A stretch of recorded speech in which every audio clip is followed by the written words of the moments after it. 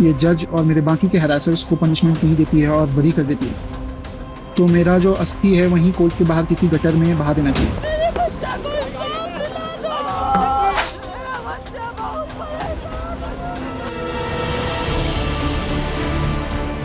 बेंगलुरु में 34 साल के एआई इंजीनियर ने 80 मिनट के वीडियो में ये आखिरी शब्द कहे और फिर पंखे से लटक कर जान दे दी। उनके घर के गेट के बाहर लिखा था जस्टिस इज ड्यू, यानी न्याय अभी बाकी है। 24 पन्ने का सुसाइड लेटर भी छोड़ गए। लेकिन ये पूरा मसला क्या है? अतुल को ये कदम क्यों उठाना पड़ा? पूरी बात समझिए। अतुल की पत्नी निकिता सिंघानिया ने उन पर जौनपुर की अदालत में दहेज के लिए प्रताड़ित करने का केस दर्ज किया। अतुल के आखिरी वीडियो के मुताबिक उन पर और उनके परिवार पर इस तरह के कुल 9 केस दर्ज थे।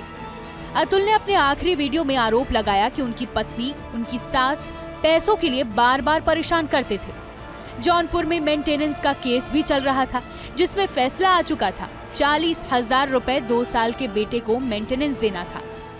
40,000 रुपए तब से जो अरियर बन गया मेरा, अब उसके अगेंस्ट देना, तो 80,000 रुपए मुझे हर महीने अपने बच्चे के सिर्फ मेंटेनेंस के लिए देना है। मैंने कोर्ट में सक्सेसफुली ये प्रूव कर दिया। हालांकि मेरी वाइफ ने छुपाने की बहुत कोशिश की, लेकिन मैंने प्रूव कर दिया कि वो कमा रही है, अच्छे पद पर है। मेंटेनेंस के लिए उसे दे दिया। 54,000 रुपीज पर मंथ उसकी इनकम थी।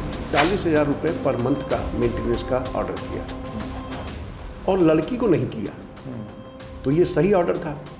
भाई लड़की जब कमा रही है और अपना खर्च चलाने में सक्षम थी वो, तो उसके खिलाफ कोई ऑर्डर नहीं किया।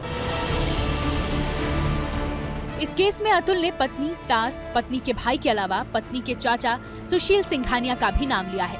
निकिता का परिवार कैमरे पर बयान देने को तैयार नहीं है, लेकिन सुशील सिंघानिया ने एबीपी न्यूज से बात की।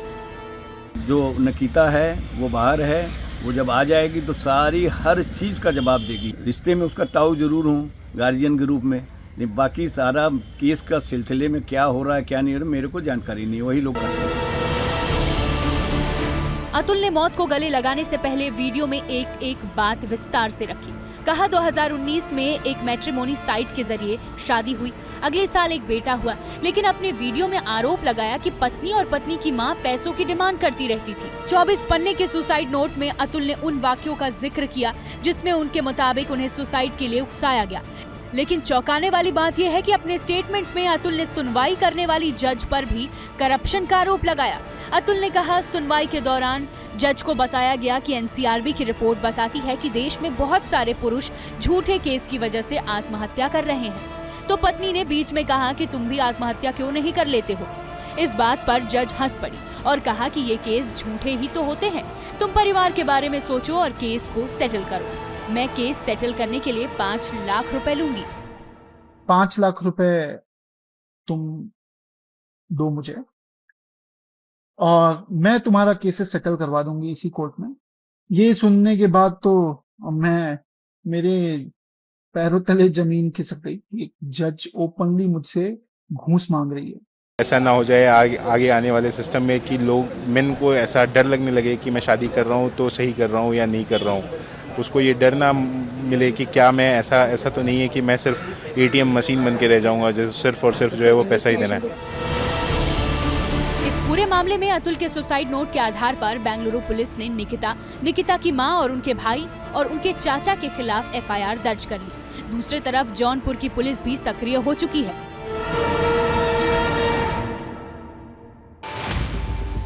इस लिस्ट को अतुल ने 3 हिस्सों में बांटा था।